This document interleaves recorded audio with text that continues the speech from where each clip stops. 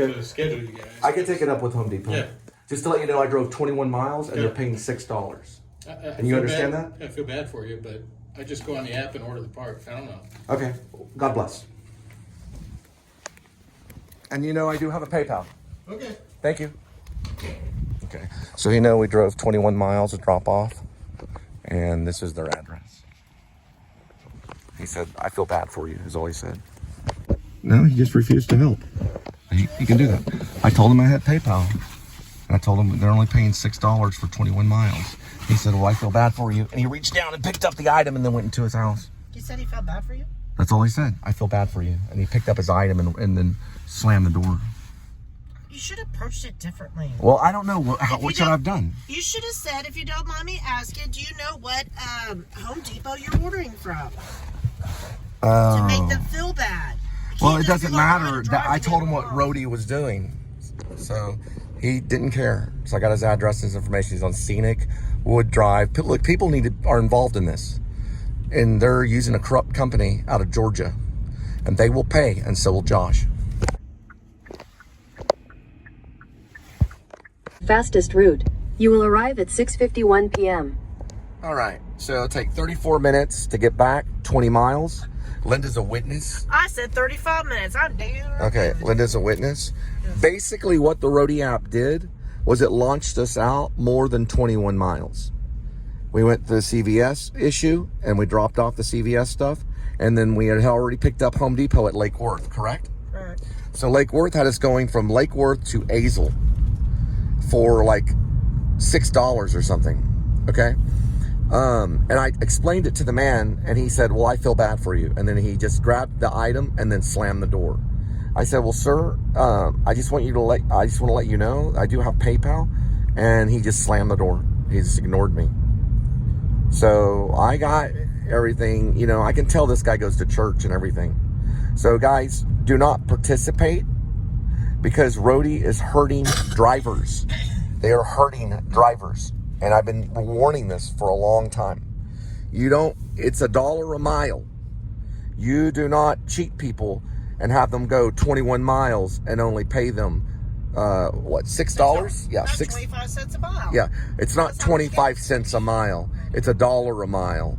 We are in modern day society. So they're only paying you 25 cents a Well, mile. I hope this gets all the way to Donald Trump, all the way to the office, because this is horrible.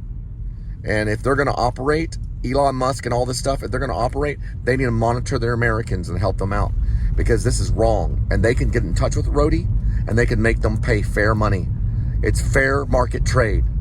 Taxation without representation is wrong, right? They cannot do this to a driver. It is wrong. That was how much money. If you're going 21 miles, then you're going to pay $21 for us. I'm going to look exactly how much, and I will tell you exactly how much they paid us, regardless of gas and everything. We have the amount of getting back where we're getting, which will take 32 minutes, which is time, and 19 miles. There's no way they paid me $19 for that. They paid more like $6 when it comes down to it. And I'm going to check the app right now and find out exactly how much they paid. And Linda is a witness. My name is Cole Spivey. Welcome to the Please Subscribe show. And I would appreciate it if you would subscribe. I do have a PayPal. Linda saw it. It was how much? $6.75. It was $6.75 for an over of 21 miles, because that is what we're paying to get back. I feel bad for you if you are hurting other drivers. I feel bad for you, because DoorDash went to the Supreme Court and they got in trouble. And so should Roadie, because we want the money that we worked for. People will complain if they're working for a job, or if they have to do it for certain reasons or whatever it may be, because they can't be micromanaged or whatever. That is wrong. All right, we're going to go ahead and show total miles from yesterday. Accumulated from yesterday is 2914. That's from yesterday. Today, since refueling is there, 24 miles for Roadie today. They paid us $6.75. And what was the other one? Do you remember? It was like a little over, was it $13? Let me look in the app and find out. This is 24.3 on miles for today. It resets every time I get into it for that day. The two numbers, not in the Bible. The two numbers is $9.65 You better shut and that up. $7. You're telling the Bible says Paul says a woman can't speak? Yes, We've the Bible. read more mileage The than Bible that. says in the Bible in the New Testament, it says in the church, which I am a godly man, and church can be anywhere between two people. The woman needs to be quiet. It says it in the Bible. Paul says it. Now it makes them mad, but there's a reason for that. Okay, because the word of God needs to be heard. Listen to this and listen loud and listen good is what I mean to say. Listen to this and listen well. Okay? You know what I mean. Charity, okay, is the only way to go. It's not love, it's charity. And here's another thing too. True power without charity is Satanism. So if you have true power and you have no charity, then you are of Satan. Charity is the only way to go. Don't get it mixed up with love. You may love a person, but if you're not charitable, you're killing them.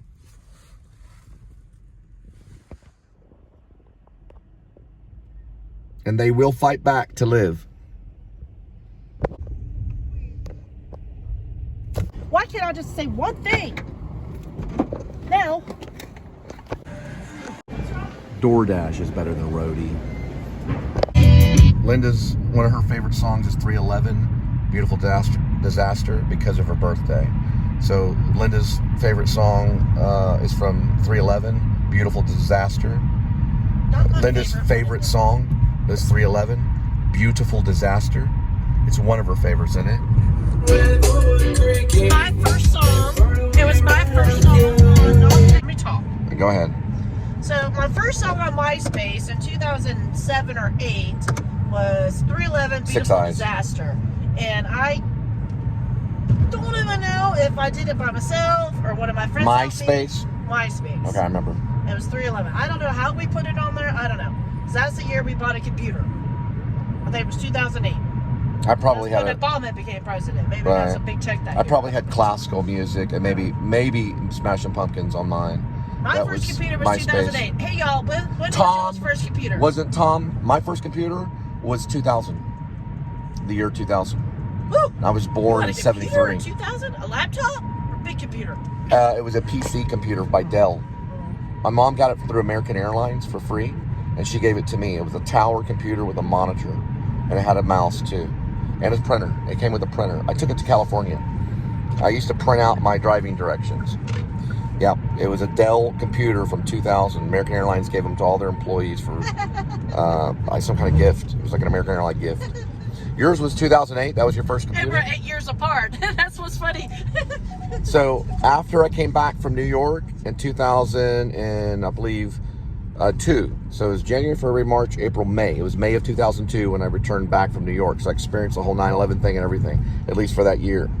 When I came back, I still used that computer. That computer actually went to New York, and I wrote a novel on it. It's okay. Excuse you.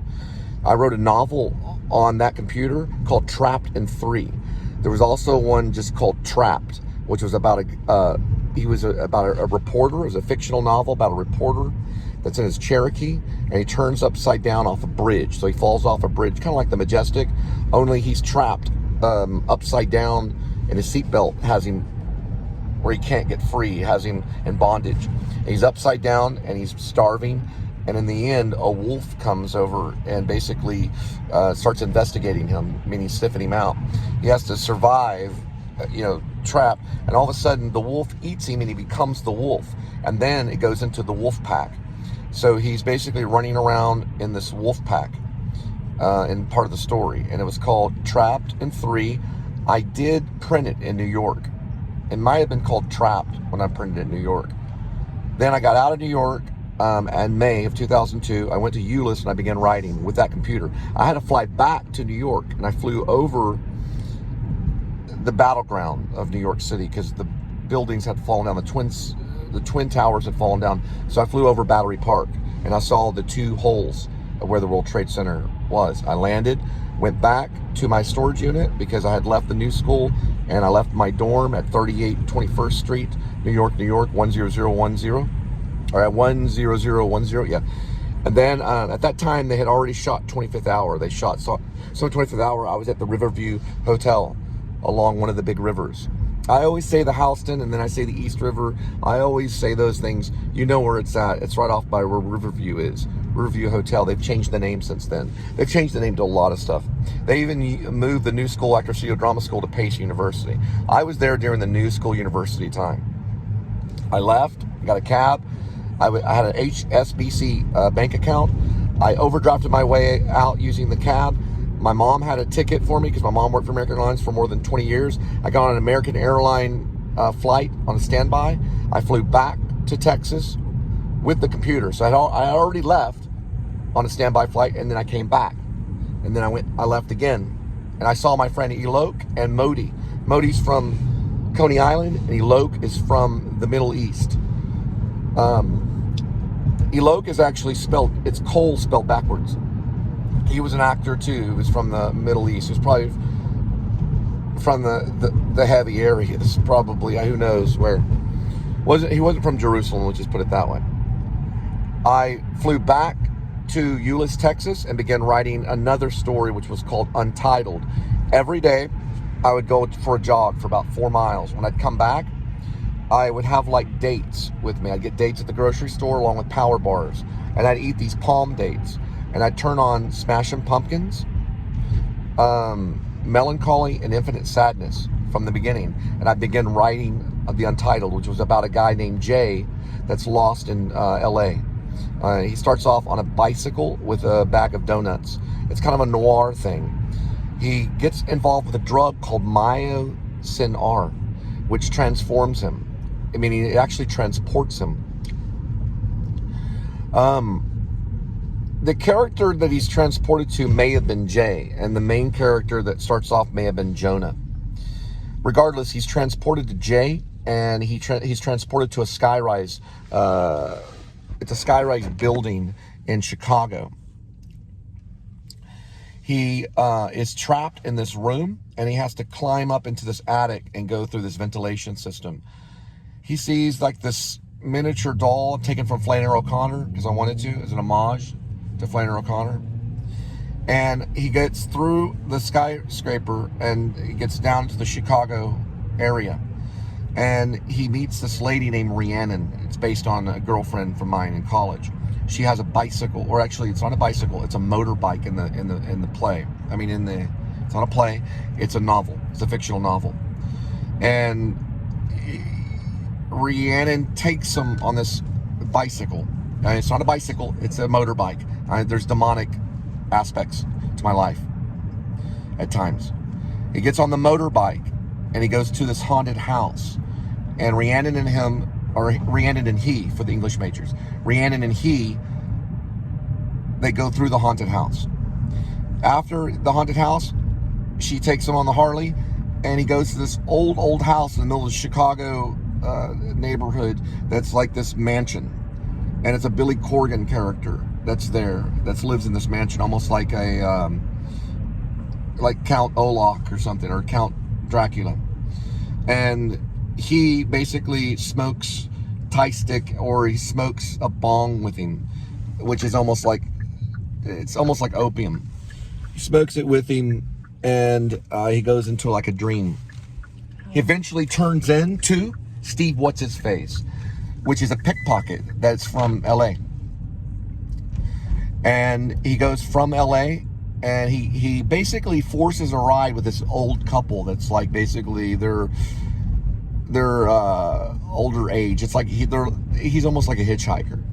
He doesn't really force them, but he stays in the back seat, and they take him all the way to Washington, D.C., right, the District of Columbia, where they basically they admit him.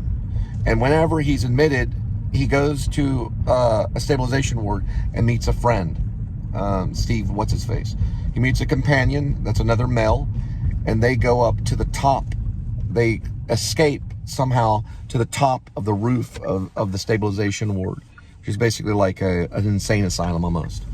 And they look at the city of D.C.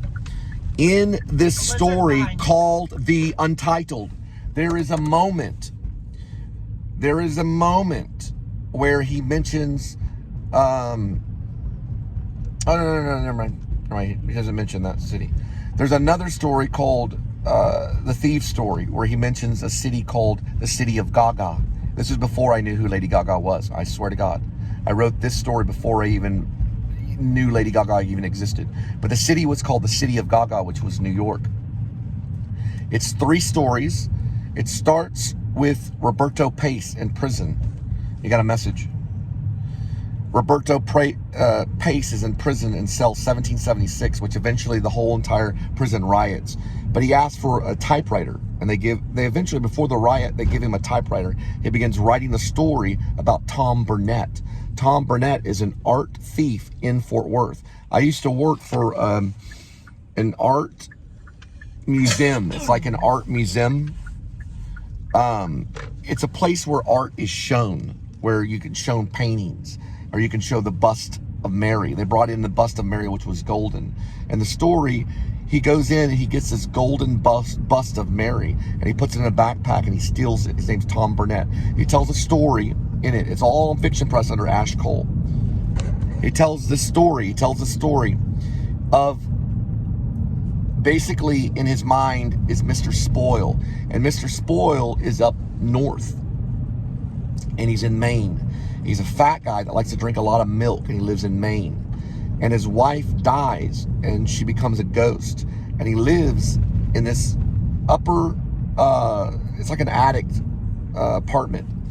And he goes to people's garages and steals from the garages. That's how he makes a living. And his name is Mr. Spoil. And Mr. Spoil just lives that life, and his wife keeps visiting with a ghost. And one time there is spilt milk in the kitchen, and that's how he knows it's his wife. His wife would always spill the milk in the kitchen. And it goes on, you have to read it. It's from Fiction Press under Ash Cole. I was Ash Cole, but now I'm Cole Spivey, and I'm writing a new one under my name. I decided to use my real name. So my real name is Cole Spivey, and I'm writing Rib, parentheses, Dog Night Out, close parentheses, dash, Shepherds of Alaska. And it's about a revolution, baby. It's about civilians taking their right of this country and investigating the corruption and power within not only law enforcement, but FBI, and the corruption that's out there. And they start a militia in Alaska under a little person named Doc Shelby. Jed Wilson's part of it, Droopy's part of it, and they create a sniper unit. They know how to work drones and everything. And they are badass. Think of Remo Williams, but only they cannot have any law enforcement connections. They cannot have any branch connections. No connection with the Army, Navy, Air Force, Marines. No connection with any military. They're all civilians, and it's their own militia, for they have that right.